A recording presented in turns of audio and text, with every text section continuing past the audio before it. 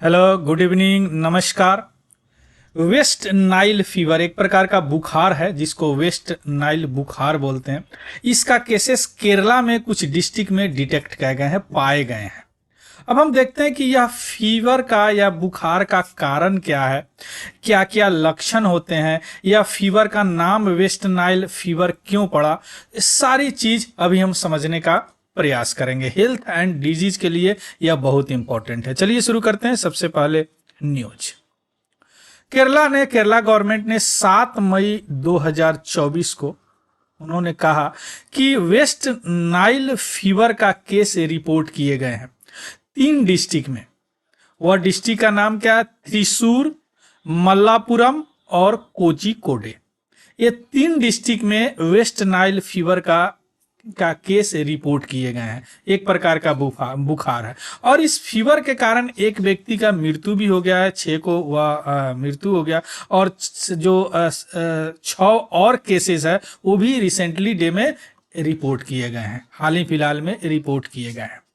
तो world health organisation के अनुसार, यानी अपेक्स बॉडी या हेल्थ के मामले में इंटरनेशनल ऑर्गेनाइजेशन है, वेस्ट नाइल जो वायरस है इसका कारण है वेस्ट नाइल फीवर, यानी वेस्ट नाइल वायरस के कारण ही ये वेस्ट नाइल फीवर होता है। अभी हम देखेंगे डिटेल, है ना, जिसके कारण कई बार न्यूरोलॉजिकल डिजीज भी हो जाते हैं, यानी इनका सेंट्रल नर्वस सिस्टम भी डिस्टर्ब हो जाता है, ब्रेन हैमरेज भी हो जाता है आदमी में, है ना, ह्यूमन बीइंग में।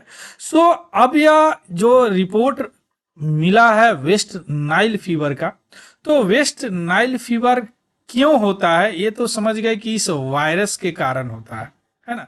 चलिए सबसे पहले थोड़ा सा देखते हैं कि वेस्ट नाइल फीवर होता क्या है। सबसे पहले ये 3 डिस्ट्रिक्ट देखिए, ये कोझिकोडी है, ये मल्लापुरम है और त्रिशूर है। इसी में रिपोर्ट किए गए हैं यह वेस्ट नाइल फीवर। क्लियर। अब आते हैं वेस्ट नाइल वायरस क्या होता है, क्योंकि इसी वायरस के कारण वेस्ट नाइल फीवर होता है ना। सबसे पहले देखिए वायरस क्या होता है। वायरस जो है एक माइक्रो ऑर्गेनिज्म है। माइक्रो ऑर्गेनिज्म उस ऑर्गेनिज्म को बोलते हैं जिसे आप आंख से नहीं देख सकते, यानी खुले आंख से नहीं देख सकते, माइक्रोस्कोप की जरूरत होती है। यानी 3 किंगडम है ना, एक तो एनिमल है जिसमें हम लोग आते हैं, दूसरा है प्लांट है जिसमें पेड़ पौधे आते हैं, और तीसरा है माइक्रो ऑर्गेनिज्म। तो यह माइक्रो ऑर्गेनिज्म में वायरस आता है, ठीक। और वायरस का एक लक्षण होता है यह ना जिंदा है ना मरा हुआ है, या बीच का स्थिति को माना जाता है, क्योंकि यह तभी जिंदा होता है जब किसी होस्ट के बॉडी में जाता है। यानी अगर ह्यूमन के बॉडी में जाए, एनिमल के बॉडी में जाए, है ना किसी होस्ट के बॉडी में जाने के बाद ही यह जिंदा होता है ना। इसके बनावट के आधार पे भी वायरस जो है 2 तरह का होते हैं। एक तो होता है सिंगल स्ट्रैंड और दूसरा होता है डबल स्ट्रैंड।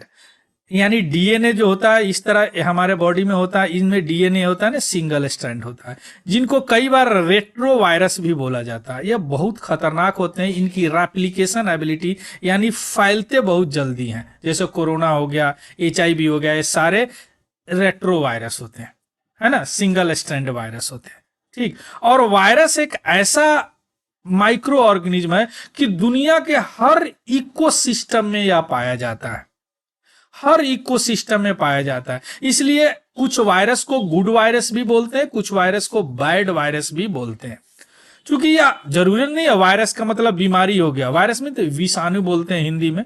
कुछ अच्छे वायरस भी हमारे बॉडी के इकोसिस्टम में भी होते हैं, है ना, लेकिन वायरस खतरनाक भी होते हैं। और वायरस एक ऐसी प्रजाति है कि सबको इन्फेक्ट करते हैं, यानी एनिमल को भी इन्फेक्ट करते हैं, प्लांट को भी इन्फेक्ट करते हैं, और खुद बैक्टीरिया को भी इन्फेक्ट करते हैं, जो माइक्रो ऑर्गेनिज्म का एक है ना। अब यह जो वायरस है यह कई ग्रुप में होते हैं। तो यह जो वेस्ट नाइल वायरस है ना, यह फ्लेवी वायरस ग्रुप के वायरस है। ग्रुप मतलब उनका कुछ प्रॉपर्टी मिलता है, इसलिए उनको तो फ्लेवी वायरस ग्रुप में आते हैं, ठीक। दूसरा समझिए कि यह जो बीमारी है यह फैलता, या इसको बोलते हैं वेक्टर बॉर्न या मॉस्किटो बॉर्न बोलते हैं। यानी यहां समझिए, देखिए एक यहां पे एक चीज है, कोई भी चीज है जिसके पास वायरस का रिजर्वायर है, यानी इनके बॉडी में वायरस पाए जाते हैं, लेकिन रिजर्वायर है, नेचुरली इनके बॉडी को इन्फेक्ट नहीं करता, इनके लिए यह गुड वायरस है ना, इन्फेक्ट रिजर्वायर है इनके यहाँ, लेकिन यहाँ पे मान लीजिए कि ह्यूमन बीइंग है और यहाँ से वायरस यहाँ लाने के लिए कोई एक तीसरा चीज की जरूरत है। तीसरा चीज जो है क्या करता है, यहाँ से वायरस उठाता है और यहाँ आके इनके बॉडी में डाल देता है। क्योंकि इनके बॉडी तो नेचुरल रिजर्वायर नहीं है, तो इनका बॉडी क्या है, फॉरेन एलिमेंट मानता है, बीमार पड़ जाते हैं, कई बार इनकी मृत्यु हो जाती है। जो ये बीच वाला आया क्या किया, इस वायरस को फैलाया, इसी को बोलते हैं वेक्टर। तो कहीं भी अगर लिखा मिले वेक्टर बॉर्न मीन्स समझिए कि कोई तीसरा जो है या इसमें इन्वॉल्व है। एक तो जिनके पास वायरस है, एक जिनको बीमारी हुआ इस वायरस के कारण, और ये ले जाके इनको पटा दिए या फैला दिए, जो भी बोलिए, है ना। तो इनको बोलते हैं वेक्टर। अब वेक्टर कई तरह के होते हैं, लेकिन इस केस में क्या है, मॉस्किटो है, यानी मच्छर वेक्टर है। ठीक, तो West Nile virus vector borne समझ गए। सिंगल स्ट्रैंड आरएनए वायरस है, रेट्रोवायरस बोलते हैं, या फ्लेवी वायरस ग्रुप का है, यानी वह उसमें बहुत सारे वायरस होते हैं जो कि ग्रुप है, जिससे कुछ वायरस है, जापानी इंसेफ्लाइटिस भी होते हैं, बड़ा डेंजर बुखार होता है, येलो फीवर भी होता है, पीला बुखार जिसको बोलते हैं, है ना। तो ये हो गया वेस्ट नाइल वायरस, क्लियर। अब देखिए फ्लेवी वायरस में कितने वायरस होते हैं, बहुत वायरस होते हैं। वेस्ट नाइल वायरस जिसको हम पढ़ रहे हैं, जापानी इंसेफ्लाइटिस वायरस जिसके कारण जापानी इंसेफ्लाइटिस होता है, सेंट लुइस इंसेफ्लाइटिस, डेंगू का 4 प्रकार होते हैं तो 4 वायरस होते हैं, Zika virus, Spondweni virus, yellow fever virus, tick borne encephalitis virus और पोवासन वायरस। ये फ्लेवी वायरस का मुख्यतः वायरस है ना, मुख्यतः वायरस है, जिसमें से अभी हम लोग क्या पढ़ रहे हैं, वेस्ट नाइल वायरस। अब वेस्ट नाइल वायरस का रिजर्वायर क्या होता है, बर्ड में होता है, चिड़िया में होता है। लेकिन यह चिड़िया से इसको ह्यूमन बीइंग में कौन फैलाता है, या मॉस्किटो फैलाता है। तो मॉस्किटो क्या हुआ, यहाँ वेक्टर हुआ, और यह मॉस्किटो क्यूलेक्स प्रजाति का मॉस्किटो है। अब इसमें भी बहुत सारे प्रजाति होते हैं, तो एक क्यूलेक्स प्रजाति का मॉस्किटो है जो यहां से इन्फेक्ट होते हैं, ह्यूमन बीइंग या किसी जानवर को काटते हैं और उनको हो जाता है। इसी तरह यहां आप देख लीजिए, ये रहा डेंगू, और यहाँ येलो फीवर तक या प्राइमेट्स में होते हैं, माने बंदर प्रजाति में होते हैं, और इनको भी फैलाता है मॉस्किटो, लेकिन कहाँ, एडिस प्रजाति का मॉस्किटो। यहाँ रोडेंट में होते हैं, चूहे की तरह होता है, और इनको टिक फैलाता है। ठीक, तो समझ गया, रिजर्वायर वायरस किसी और में होता है, फैलाता कोई और है और भुगतता कोई और है, तो बीच वाला जो होता है ना वेक्टर, उसको बोलते हैं।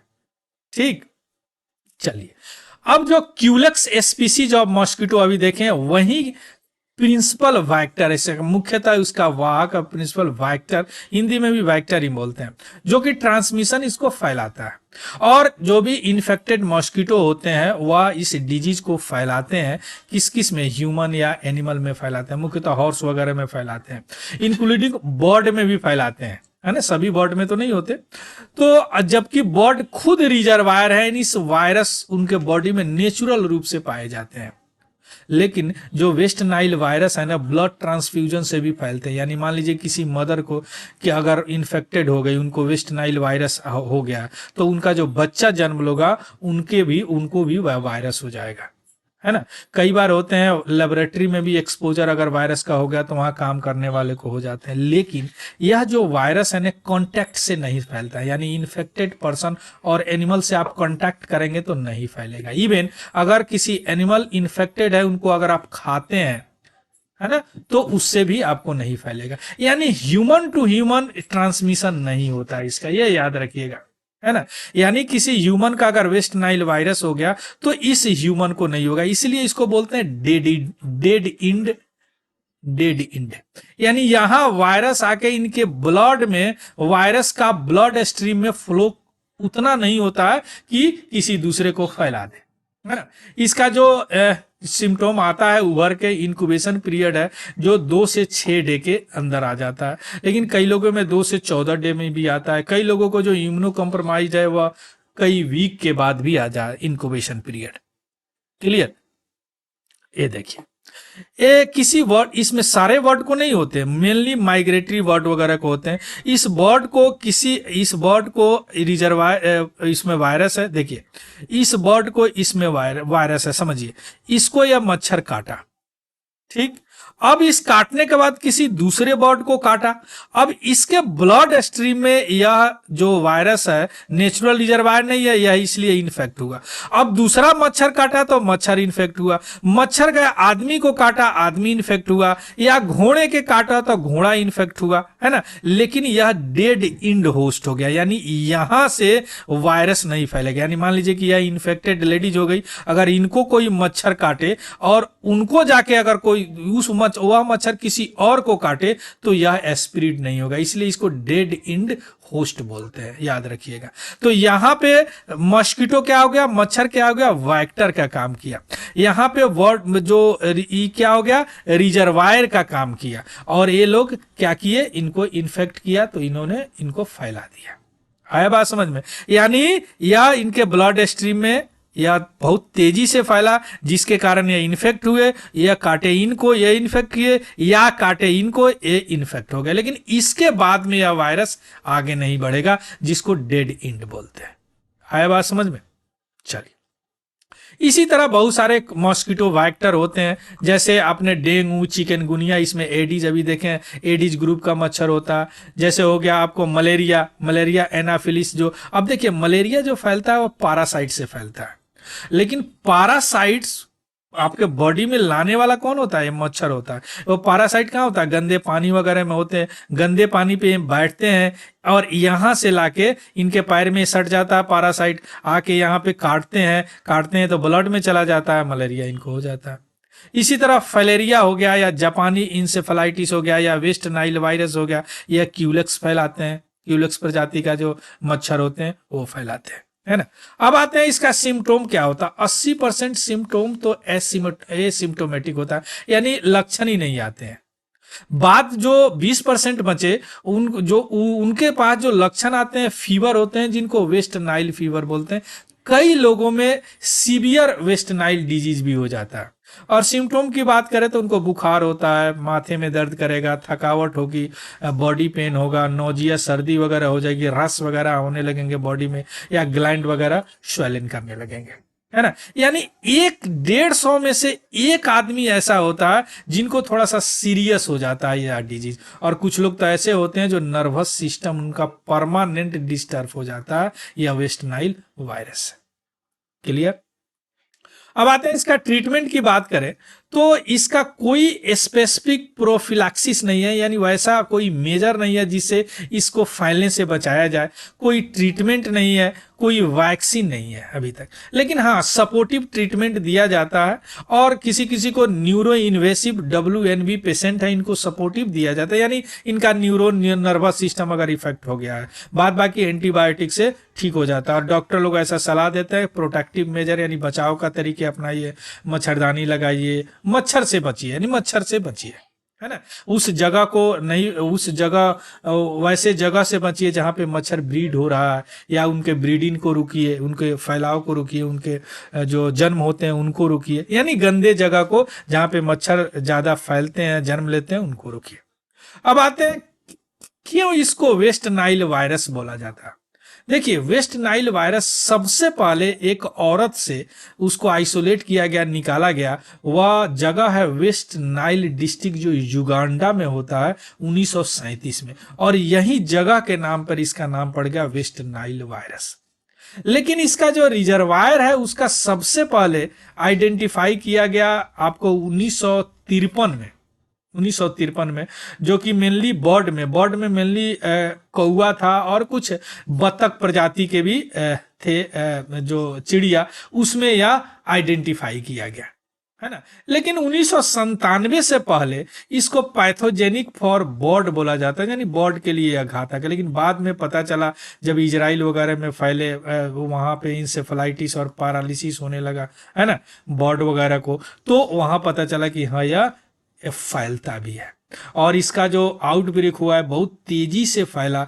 जो कहाँ फैलता है, जहाँ पे माइग्रेटरी बर्ड रूट होता है, यानी जहाँ से बर्ड माइग्रेट करके एक खास सीजन में एक जगह से दूसरे जगह आते हैं बर्ड, तो उसी रूट में होता है। जैसे अभी अगर बात करें तो Africa, Europe, North America, West Asia, Middle East में यह कॉमनली यह वायरस पाया जाता है।